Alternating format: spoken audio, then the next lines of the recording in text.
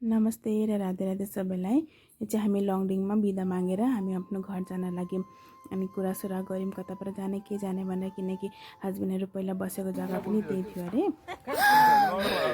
गरे गरे बोले कि नीला तिरपल नहीं देखा ऊपर में? वो तो वो कुना में है।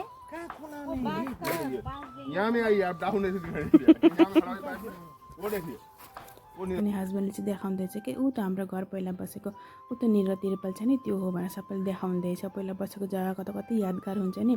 अनि यो चाहिँ हो स्टेडियम अरे। पहिला यहाँ हस्बेन्डहरू यहाँ खेल्नुहुन्थ्यो, दिदीहरू यहाँ खेल्नुहुन्थ्यो अरे कि स्कुल छुट्टी हुँदाखेरि। अनि त्यसपछि हामी चाहिँ यसो सिडीबाट उठेर जानु पर्दो रहेछ। यहाँ चाहिँ 150 र सिडी रहेछ कि पहिला पहिला यस्तो जग्गामा बस्नुभएको रहेछ मम्मी बाबाहरू। यहाँबाट कति मेहनत गरेर रासनहरू लिएर जानुहुन्थ्यो र तलबाट माथि उठाएर बजार सजार गर्न कति दिगदार हुन्थ्यो। त्यही पनि कस्तो स्ट्रगल गरेर बस्नुभएको रहेछ। जग्गा चाहिँ बहुत राम्रो कि, नेचर चाहिँ एकदम राम्रो। अनि घर चाहिँ यो रहेछ, पहिला बसेको क्वार्टर चाहिँ यहाँ बस्नुहुने रहेछ। अनि हस्बेन्डहरूले दिदीले हेर्नुभयो, बहुत यादगार लाग्यो, यादगार पल हो अब यो। अनि त्यही भएर हामी बसेको जग्गा हेर्न जाऊँ भनेर आफ्नो छोराछोरी देखा भनेर लिएर जानुभएको। अनि यो जग्गा रहेछ। अनि यो घरबाट हेर्नु डाइरेक्ट सिडीबाट निचे नाम्नु पर्ने रहेछ। डेली उठ्दै नाम्दै गर्दाखेरि त कति दिगदार हुन्छ होला है। तर फेरि एउटा कुरो हो नि त, डेली उठ्दै नाम्दै। अनि हस्बेन्डले चाहिँ मलाई देखाउँदैछ यहाँ यस्तो थियो, यहाँ यस्तो थियो, हामी यस्तरी यहाँ खेल्थ्यौँ भनेर। अनि त्यो घर सर हेरिसकेपछि हस्बेन्डले पढेको स्कुल गयौँ। अनि स्कुल हेरेर हामी गयौँ हेलिप्याड फिल्ड। हेलिप्याड फिल्डमा चाहिँ केटाकेटी हेर्छु भने कि उता परबाट हेर्दाखेरि पुरा टुप्पोमा जस्तो लागेको थियो कि हेलिप्याड फिल्ड चाहिँ।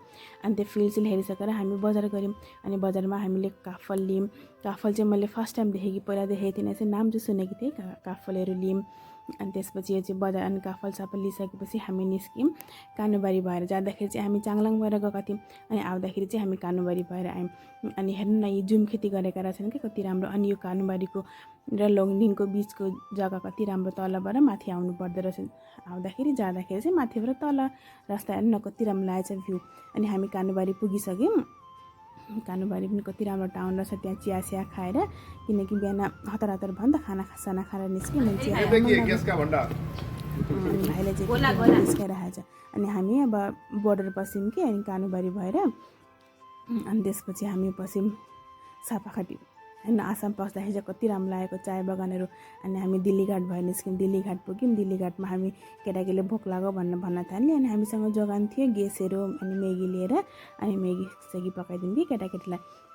अनि नदी देखेपछि त केटाकेटी त खेल्नै खोज्छन्। अनि खेल्छु भन्न थालेँ। अनि नखेला, बरु म हात खुट्टा धोइदिन्छु भनेर हात खुट्टा धोइदिएँ।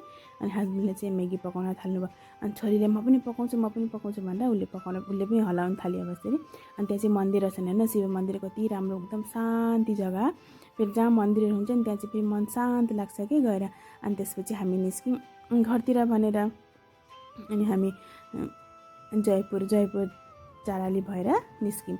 अनि त्यसपछि गयौँ जयपुरबाट। अनि हामी भादे पाँचाली भएर निस्क्यौँ। अनि यो पनि दिल्ली घाटै अरे कि, ब्रिजलाई अहिले बनाएको ब्रिज हेर्नु न कति राम्रो। अनि त्यसपछि हामी गयौँ। अनि हामी जङ्गल रास्ता पसेछौँ कि हामी, अब यो भादे पाँचाली हो। अनि भादे पाँचालीबाट अब हामी डिगबोई रिजर्भ पस्यौँ। डिगबोई रिजर्भ भएर आयौँ। अनि रिजर्भमा पनि त्यो गेट छ नि, गेटमा फोटो मार्न मन लाग्यो कि हामी नामेर चाहिँ हेरहुर गऱ्यौँ। अनि फोटोसोटो खिच्यौँ। फेरि आउन कहिले नि त। अनि मौका मिलेको बेलामा सबै नामेर फोटोसोटो क्लिक गर्न थाल्यौँ। अनि हेर्न कति राम्रो, गेटमा पुरा दुई साइडमा हात्ती बनायो कि, जानवरहरू यस्तो जानवर छ भनेर होला नि त। अनि हामी डिगबोई पुग्यौँ। डिगबोईबाट घर पुग्न कति नै बेर लाग्छ र। अनि त्यसपछि हामी घर पुग्यौँ।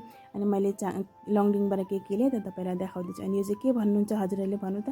पहाडी इलाकामा हेर्नु न कति ठुलो ठुलो भेटिएको, कस्तो गुलियो फेरि खानलाई। अनि कलफुल पनि अलग टाइपको कलफुल कि, हेर्नु न यता यस्तो पाइँदैन, त्यही भएर राम्रो लाग्छ भनेर लिएर आएँ। अनि यो चाहिँ हो काफल, हजुरहरूले के भन्नुहुन्छ भन्नुहोला। अनि त्यहाँपछि धनियाँ लिएर आयौँ। हुन्छ त गाइस, बाई बाई।